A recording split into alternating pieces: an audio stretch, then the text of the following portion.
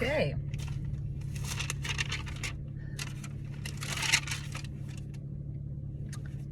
I'm getting a little more esoteric today and talking about spiritual attack, common tactics, and then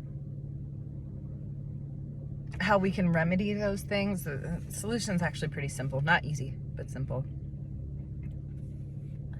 This has been happening to me a lot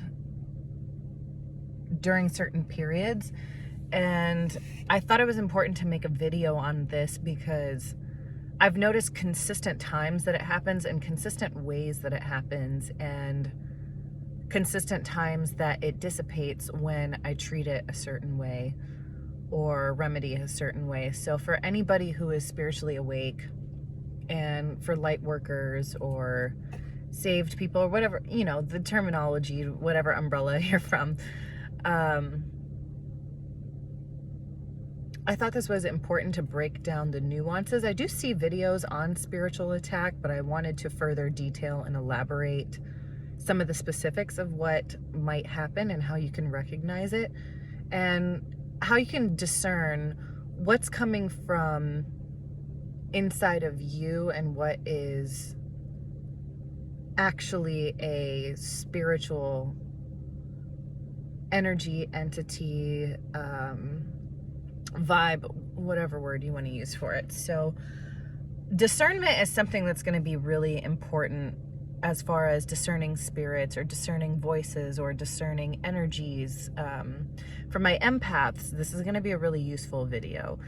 For even anybody who's a scribe or has dream visions, whatever, but particularly for empaths, because of how sensitive we are to emotional energy and positive, negative feedback loops. So the main thing, and I'm going to break this down further in another video specifically about discernment, but the main thing is knowing positive and negative. And what this boils down to is something that Source always tells me is, if it doesn't feel like love, it's not me. So always keep that phrase in mind. And I'll break down the nuances of this stuff in another video, but Source always tells me, if it doesn't feel like love, it's not me. And that's with anything. That's when you're interpreting energy from another person, from your twin flame, your soulmate, your family, your friends, any of that stuff. If it doesn't feel like love energy, it's not God. And when you know what love energy is, it's this very consistent, static thing. It doesn't change. It's very, it feels like a steady heartbeat. The best way I can describe it is it feels like a steady heartbeat, and it's very calm and steady and restful. And the whole idea that we say that love is peace, it feels like that. It feels like a stillness and a calmness, understanding. It genuinely feels like that. So if you are coming up against any contrasting energy to what that feels like, then you can automatically discern that it's not God and that it is something that is a tainted form of God energy, like a healing person, or it is something that is negative or evil or satanic, or, you know, whatever it is that's on that other half of the umbrella that's not love. That's when you can discern whether it is spiritual attack in some way, shape, or form. And then I want to break down the tactics of how this happens. So I wrote down a list of about 4 different categories I've noticed, and I'll talk about when they happen and what you can do to remedy the situation, and things that have proven successful time and time again when I've applied them in my own life. Tactic number 1 is doubt and gaslighting reality, particularly if you're manifesting. This one's going to be really useful to keep in mind. This is going to be a really, sorry, my brother was talking to me out there. Doubt and gaslighting what you see. So one thing I've noticed is, particularly with manifesting light into this reality, or manifesting positive outcomes, whatever, blessings, whatever the word, manifestation and blessings are the same thing. I just think one is a little bit more intentionally detailed than the other. But whatever word you use for that, when you're manifesting light into this reality, that is a time where everything that is opposite to God's source is going to attack and try to stop that energy from manifesting. So it's not really that you're being specifically targeted because you're you, but it happens consistently because matrix mindset or evil, again, whatever words, I try to be interchangeable so it's accommodating to everybody, because at the end of the day, love is the only religion. But whatever is opposite to that will try to stop any love energy from manifesting into this world. And when a manifestation is about to occur, one of the typical tactics I've noticed that Matrix likes to use is doubt, like sowing seeds of doubt, sowing seeds of impatience, and then sowing seeds of you're paranoid, you're crazy, you're delusional. And I think this is why we have so many memes like living in my delusional reality is the way to go, or being delulu is the salulu, like my friend Camila says. She got that from a meme as well. And the reason why spiritual people have turned the word delusional into something positive is because it's a reminder that everything in matrix mindset is going to look at you like you're crazy or delusional for knowing exactly what you're talking about and being open about these ideas, because it's not widely accepted or widely understood yet. It's not clicking in everybody's mind yet in a certain way. We're heading towards that. So it's going to be much more normalized as time goes on. But because these ideas that were innate to our being have been washed away so heavily, they seem like foreign or delusional or crazy ideas. So whether it is in your external or your internal reality, for people who have high levels of spiritual gifts, you'll notice the vibes in your internal reality as well. So it's probably not necessarily just going to come from people. You'll start to get thoughts because your mind is being attacked, or you'll start to get negative feelings about yourself because your heart is being attacked. Those are two main centers. Even in the Bible, it says that the mind is one of the main battlegrounds where spiritual warfare takes place, because if you can control thoughts with matrix programming, then you can control the reality somebody is manifesting. So you'll see this manifest as doubtful thoughts, as thoughts that, oh, I'm just going crazy, I'm not spiritually awakening, whatever. So being convinced or gaslit into thinking that you're crazy, that God is not really there, that you're making this all up in your head or whatever, if you're getting those thoughts, please recognize that as spiritual attack, because you are on the path of light and you are trying to be stopped from manifesting that here.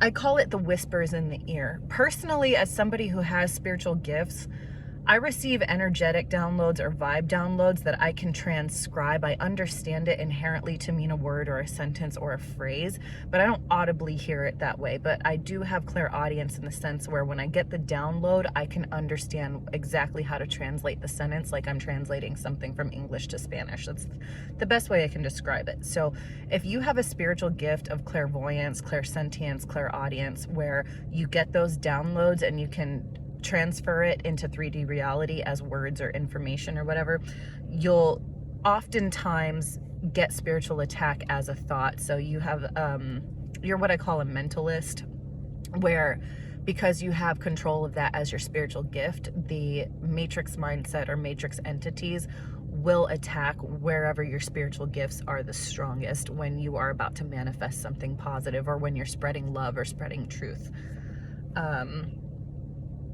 Doubt is a huge one, and I want to go into a specific one that was happening to me a lot. Doubt specifically will also kick in as trying to gaslight you into believing that God does not exist, that angels do not exist, that heaven does not exist, that higher realms, higher angelic realms, or alien realms, or whatever, star seeds and other religions refer to it a different way, but those higher realms that represent love, or God source itself. One main way to gaslight doubt is to make you second guess your spiritual awakening, second guess your closeness, second guess what you're hearing, because when you dive into spiritual gifts and the immaterial and people who can scribe and medium and things like that, like I can, because it is an immaterial experience, there's no logical basis other than watching the evidence of it later manifest into 3D reality, but there's no immediate evidence that you can trust what you're hearing. So if you don't have 100% confidence and efficacy in God, it's very easy to sow a seed of doubt that everything that you're experiencing in your immaterial reality is fake or not real, or again, you're going crazy, you're delusional, you need psychological help, all of that stuff. So that's a huge one. And another one is that Matrix likes to flip things on its axis and look like the good guy when it's really the bad guy, and make the good guy look like the bad guy. So this is a common thing that narcissists do as well. And I always compare Matrix energy to narcissism. The other way that doubt is sown is not just to say that it's not real, but it's to say that it's its opposite thing. So it's like people spreading rumors, right? Matrix entities and dark entities work the exact same way, where they'll try to flip everything and reverse it 180 degrees. If you guys watch my Build God, Then We'll Talk, Pull the Curtain Back Dorothy series, it was one of the first few videos I ever put on YouTube. I go over the entire narcissistic codependent dynamic, that everything that is opposite to love tries to play out in this reality, so it'll make more sense. But it uses a lot of narcissistic tactics, and one of them is to make the narcissist look like a saint, and to make flying monkeys, or to make an enemy out of anything that tries to expose the narcissist, by making them look like the bad guy or the sinner. So another thing too is you might get whispers in your ear that, especially if you're around religious groups that are not accepting of spiritual gifts or spiritual attunement, they might try to convince you that what you're experiencing is from the dark or from evil sources or whatever. And there are, of course, times that can be true. So you need to have discernment, and you need to be cleansing your aura all the time and all of that stuff. But on a whole, if you know you're going on the path of light and you're manifesting love and brightness and happiness and positivity and all the things, another thing that will happen is the whispers of the mind will start to come into your ear that not only is God not real, everything that you think you're experiencing is just... The best way I can describe it, because the way that it's happened to me is, oh, God is really tricking you, your angel team is really tricking you. It's like rumors of like, oh, you can't really trust your team, you can't really trust God because they're really the bad guy. It feels like that. It's very like petty, and it's very high school rumor, if you want to put it in layman's terms. I'm being tricked, this is all a joke, that sort of thing. I'm tricking myself, I'm deluding myself, those sort of things. 2 is confidence and security killing. So examples of this I wrote as, you're not really going to receive it, you just feel nice. God doesn't really think you deserve or are worthy of that reward. You can't keep it. So when I say confidence killing, I mean the confidence and the security and the efficacy of knowing that your blessings are coming, and knowing that love and light is coming to this world. So if you can't cause the person to doubt their reality, you can doubt their ability to keep the reality, or you can cause doubt in whether or not they're strong enough to hold something, or whether or not something's coming. So I use this in terms of manifestation specifically, because the goals I have to manifest are somewhat selfish in nature, of course, because they're my personal manifestations, but on a whole, there are things that I've mapped out to help the people around me and help my family and all of that stuff. So when it comes to manifesting love-based manifestations, another thing that Matrix will do, manifestors on YouTube actually talk about this a lot, and so does Joe Dispenza. If you have full confidence and efficacy that it's coming, because you'll feel a manifestation before you visually see it, if you're into that, you'll notice that as a common pattern once you start to get it down. And you'll feel the elation and the happiness and the joy, and you'll see your synchronicities and all that. So when that starts rolling in, the other thing that Matrix will do is kill your confidence in the manifestation actually coming, and then your ability to hold it or multiply it. Because again, biblically speaking, when we're given something, we're meant to steward it and we're meant to multiply it. So we'll be given essentially a seed or some seeds of what we're manifesting, and our job is to hold it, maintain it, and then make it even bigger. So to keep feeding it, both in an immaterial level and a 3D level. So if you can convince the person, if you can't stop it from manifesting, you can convince the person to,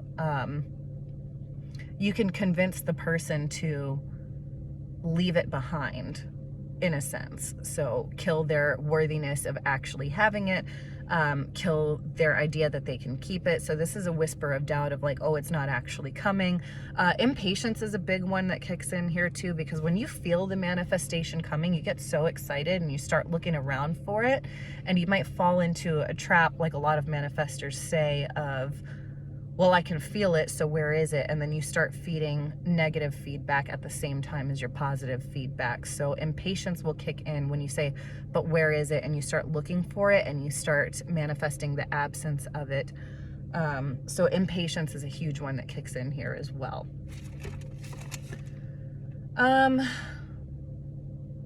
Another form of spiritual attack, number 3, is using unsaved, unawakened, or unaware family and friends to trigger, distract, and mislead you, or just matrix programming of any kind. So that's use of television or social media and things like that. If you're prone to being distracted, or if you're prone to focusing too much on your 3D reality than your immaterial reality, which is what creates your 3D reality,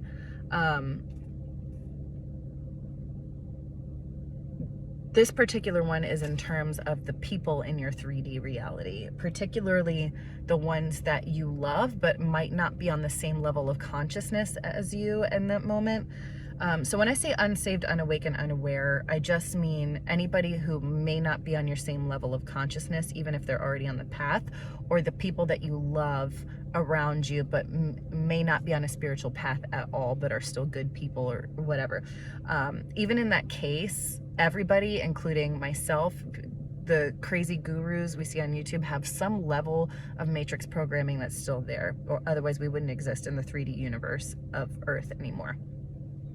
So at some level, you've got a little bit of shadow in there that can be used against you. So when I bring up this point, I don't want to demonize anybody or have us have feelings of demonization for anybody who's at a different point on their life path. But if somebody is heavily polluted with matrix programming or 3D programming, or is 3D focused as opposed to spiritually focused, they're going to be able to be controlled by these mechanisms a lot easier, obviously. So another really strong point of spiritual attack is going to be using those people who you care about. We see this theme in movies as well, where if you can't directly hurt the superhero, they'll go and use a family member or a girlfriend or boyfriend and hurt that person instead to get to that person. So this works the same way. It's an archetype. These people might verbally dismiss your beliefs, cause doubt and worry about your spiritual life. You know, so the people who are telling you like, oh, you might be a little too esoteric, or you're going off the deep end, or whatever, which is why it's important when you're on your path to always also surround yourself by like-minded people. It's good to have 3D people as well. I don't demonize that. A lot of people do, as long as you can keep healthy boundaries, because you want to have a 3D check, but your main focus is that you want to be in a circle of people that are also on the spiritual path with you, and some people who are leaders and elders beyond you, and then people that you can teach. But the ones that are in 3D are the ones that are going to tell you, you know, the spiritual path isn't real. Oh, that's just a thing you do, whatever. So they'll be very dismissive of your beliefs. General negative vibes too. If you're invited to like a party or something and you go and you feel like something's off, that can be 3D matrix energy trying to get to you and drop your vibe while you're trying to manifest things or do your work here, as all of us star seeds or awakened people are trying to do.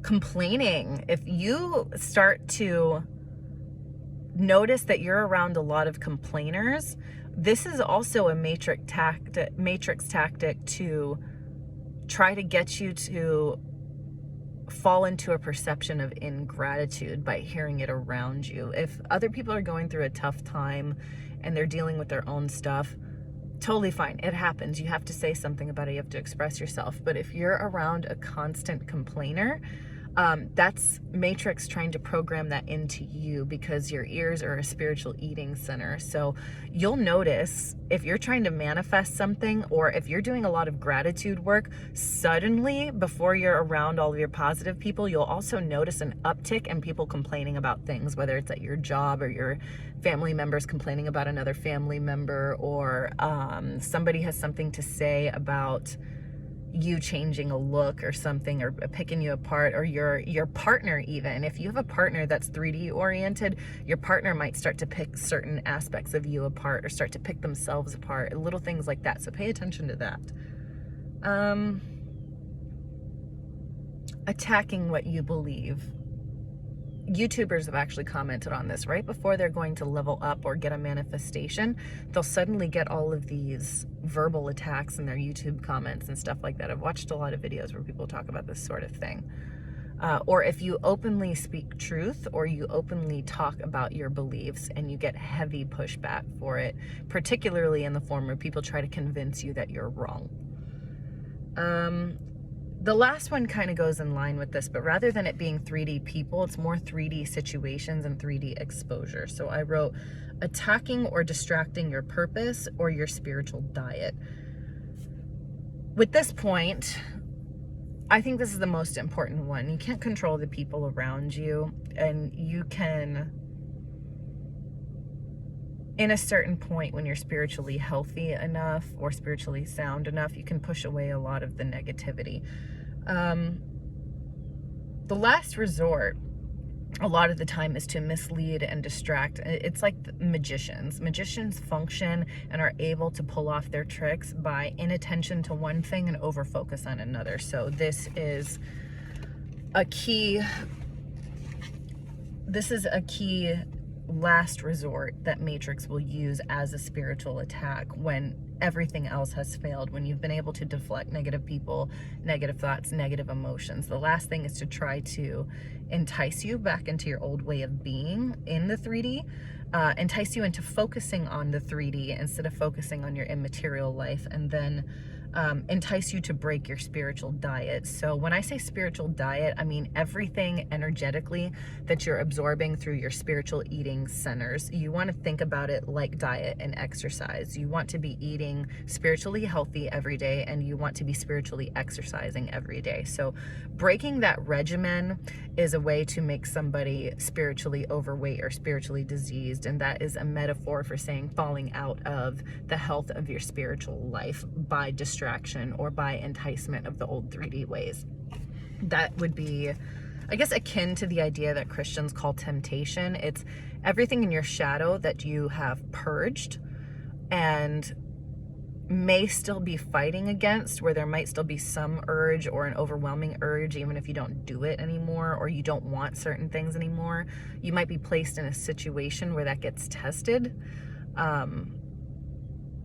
which Source also allows. That way you can, it's like when you go to the gym, if you suddenly move up and you're stronger, and you were doing maybe only 50 pounds on the leg press, and you decide, hey, I can lift 70 pounds. Well, the only way you're going to know that is if you try to lift 70 pounds. So this functions the same way with spiritual diet.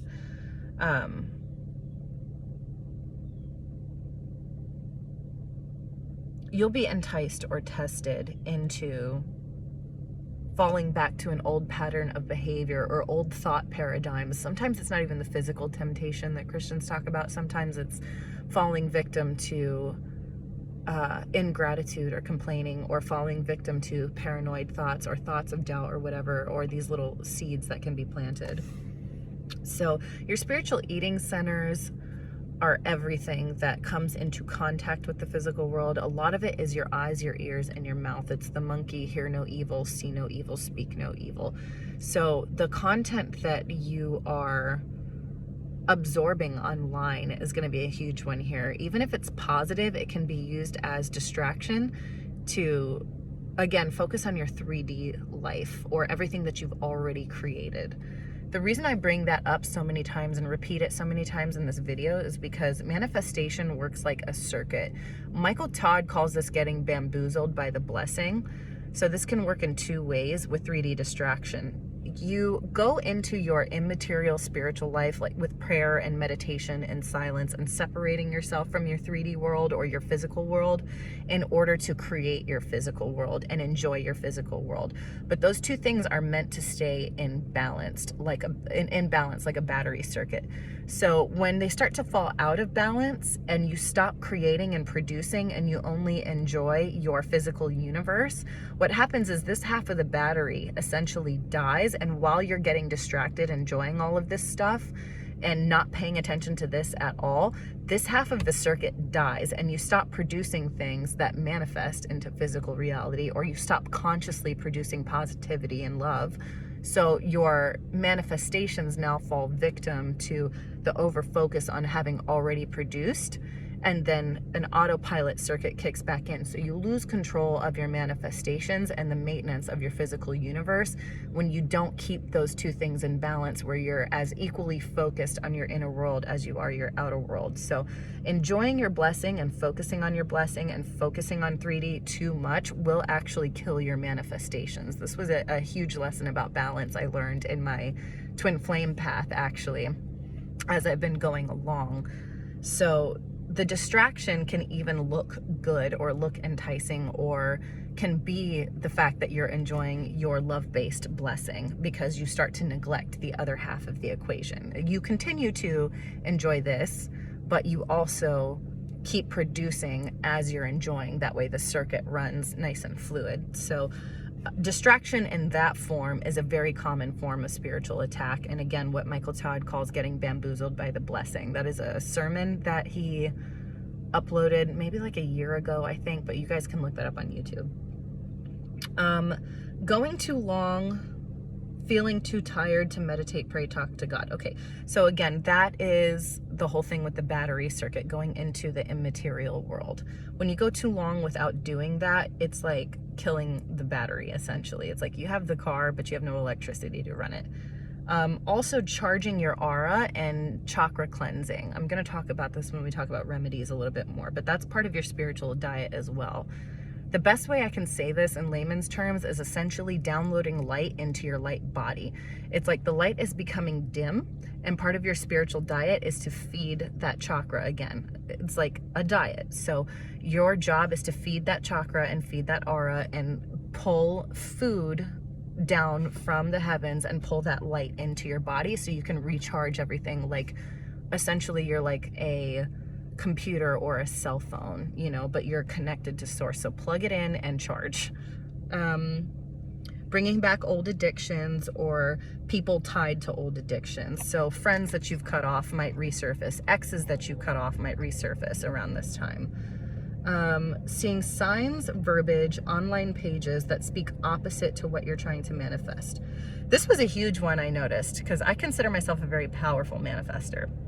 And I've noticed that every time I was feeling my manifestation, waiting on it to hit and materialize,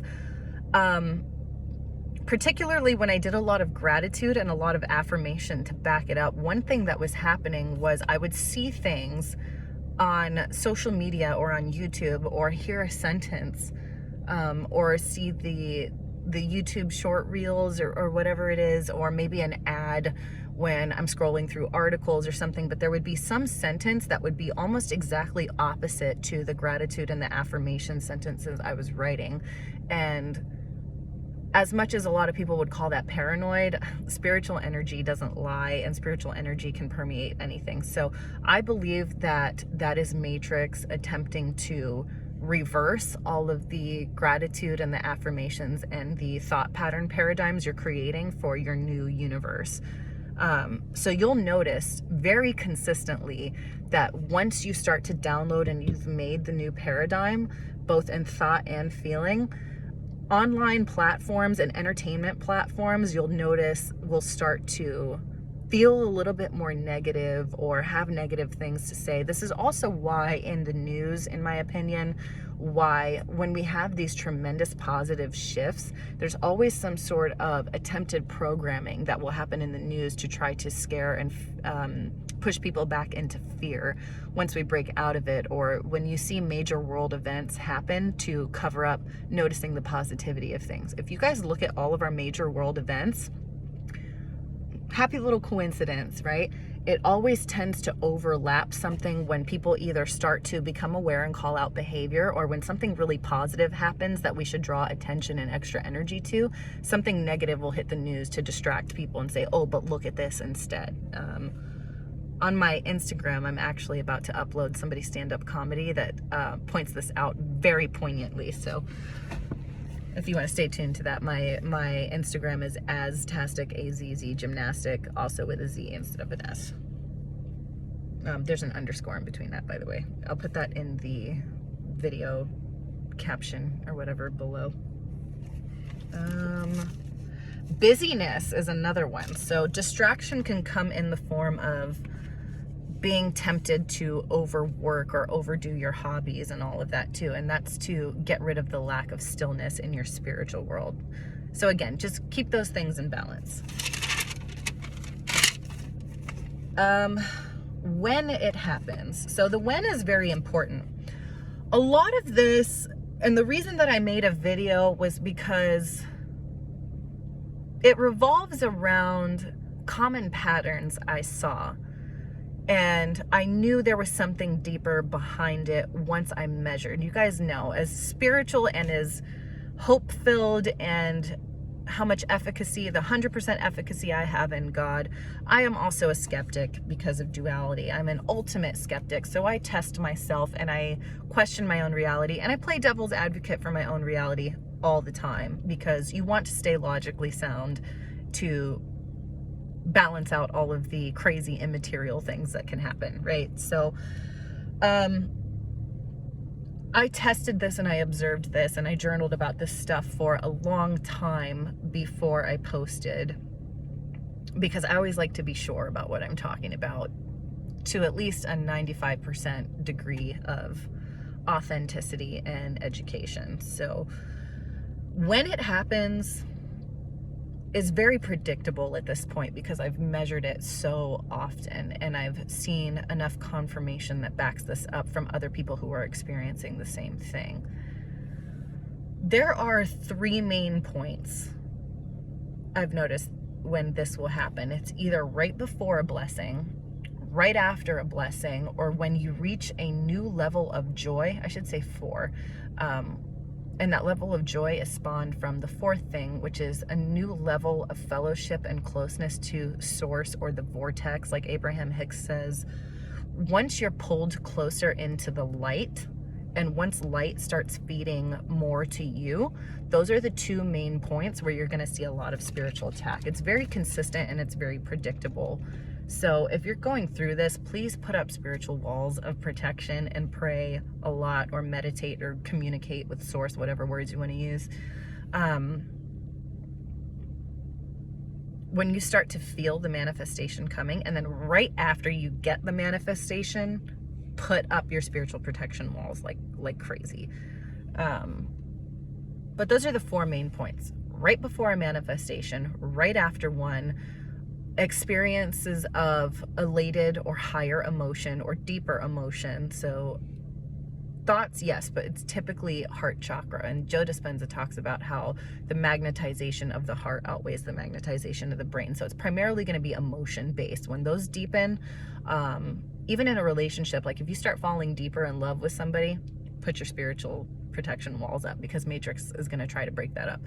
And then once you have solidified a new level of depth or fellowship with source, happens very consistently. For me, I've noticed it's particularly because I'm very brainy. It's particularly when I receive emotional downloads and big heart chakra upgrades, and then also right before my manifestations. Because once I have them, I call it catching the ball. There's not really a lot that can stop me, but my two weak areas are letting my heart outweigh my mind instead of my mind outweigh my heart. And I train this so often, there aren't going to be weak areas for long. But the other one for me is I've talked about this in other videos, the patience of waiting on a manifestation. So to keep in mind this of your when, it could be all four of these things, but you'll typically notice whatever area you're weakest in, that is where Matrix is going to try to attack. So that's why you want to constantly refine yourself too, because Matrix in and of itself is weak energy disguised as strength. So it's always going to attack the weakest thing because it is the weakest thing. So please keep that in mind. Find your own areas and police yourself where you are weakest. That way you're not as vulnerable to spiritual attack, or at least be aware and understand that that is primarily where it's going to be focused. As far as remedies, I wanted so bad for this to be a short video, but I knew it wasn't because I wrote so much. Spiritual protection and prayer every day before leaving your home or sanctuary. One, keeping your home cleansed. That way your sanctuary feels like sanctuary. And this is both regular cleaning, vacuuming, all of that stuff for your 3D universe, but immaterially, like most of us sage our house. I think sage has withstood the test of time for a reason. But even then, singing bowls, Native American, I'm Native American, so Native American flutes and tribal music works very well too. It's very high vibrational, and you can just pull this up on YouTube and blast it really loud in your house if you don't have singing bowls, but a lot of spiritual people buy that sort of stuff now. Keeping your energy high vibe in the home, keeping your energy high vibe. And me personally, I have to meditate several times a day, even if it's quick. So I eat like a mesomorph in 3D reality, and I also eat like a mesomorph when it comes to spiritual energy. So I do a lot of shorter meals spiritually with my light downloads, and I do very short 5-10 minute meditations, maybe 5 to 10 times through the day. Some people like 1 long hour in the morning or at night, or 2 hours, or a 5-hour stint every couple of days. Whatever it is, your spiritual eating habits look different for everybody, but keeping your aura charged and your chakras charged is very important. That way you can't fall victim to as much low vibrational stuff, because it doesn't match, so it doesn't stick to your aura because you're keeping it charged. It's too high. Like that light burns away a lot of that darkness naturally. So being consistent with your spiritual diet and eating light or positivity or love, as I like to call it. Immediately shutting down negativity, online stimulation, or overstimulation. So this is making sure you have enough silence time, but also not entertaining anything in any way, shape, or form. Once you hear negative thought patterns or negative thought paradigms, also, if you start to feel something negative, you don't hang around, you get out. It's that simple. And whether that's you mentally check out or you change the subject from something, it doesn't mean actually fleeing out of fear for anything, but you immediately shut it down and make sure you stay inside of your vortex or your positive universe. So that's going to be a huge thing, is you don't entertain negativity whatsoever, because it's matrix programmed, it's dark or evil programmed, or whatever, again, whatever words you guys like to use. As soon as you get the negative vibe, you know it's not source, so you shut it down. You don't entertain it whatsoever. It's like the ex that tries to come back, right? You don't even say hi. If he says hi, you just cut it right away. You cut it off. You don't entertain it, because that will pull you into being double-minded, and it'll kill your 3D life and your manifestations. Daily affirmations. I say daily because we have to eat every day, right? We have to shower every day. We should be exercising every day. There are daily maintenance things that we do to ensure our health, so we don't fall victim to disease. Think about it the same way with your spiritual practices. Affirmations and gratitude work very well to do every single day. And you'll see a lot of spiritual people advocate for this, because it keeps your mind consistently programmed towards looking for the things that you need to look for, so you can't fall victim to this other stuff. It's like a post-it reminder for your brain. You're always putting it there on a consistent schedule every single day, so that you don't start to waver off the path of light. That way there is no room for darkness or shadow or ego to join your path. Consistency is huge for this. I'm also going to make a point with that. Growing closer to God, source, so you are familiar with its energy, that you cannot be fooled or tricked into being convinced by another voice, energy, or entity, etc. You will know real from fake the closer you become to Source's energy. Source's energy cannot be fully mimicked. Vibes don't lie. You'll be able to compare and discern falsehoods because God's energy is very calm, accepting, loving, peaceful, positive, consistent, and steady, static. Okay, I was called to train my spiritual gifts. I went over this a little earlier in the video. The reason why I made this the biggest point is because it's a familiarity thing. When you are familiar with your mother, familiar with your husband, familiar with your best friend, somebody might be able to spread a rumor or tell you something about them, and you're going to go double check, or you're going to say, that's so weird. That's not fitting of that person's character. Let me double check and see what's going on there. And the same thing happens with God. When you're more familiar with God's energy and what it feels like, not what it looks like, not what it presents as, not how it speaks to you, because all of my people with spiritual gifts, a huge thing for discernment is knowing truth from lie and love from polluted love energy. When you know what the pure form of love energy feels like, and you've had that download in your experience, or you've had these grandiose moments, and I have actually had them, where you are so fully inside the vortex, like Abraham Hicks says, that there's just something that sweeps over your reality. It's very, you can attempt to describe it, but it's something beyond words at the same time. And once that energy hits your spirit, there's no going back. You'll know exactly what is that energy and what's not. So silence and growing closer to God, and literally when people say bask in the presence of Source or get inside the vortex, the longer you spend inside of it and become one and more deeply connected to that energy, again, it's like a battery circuit or neuron synapses in a brain, you'll just know the energetic impulse of what it feels like. So any spiritual attack that comes your way will be less and less effective with time, because you'll obviously, it's insane. You'll know right away. The best way I can describe it is you have to do it yourself. You have to feel it. You have to practice until you feel it. You have to let it become a consistent feeling, and then anything that doesn't feel like that, you'll be able to kick it out the window right away.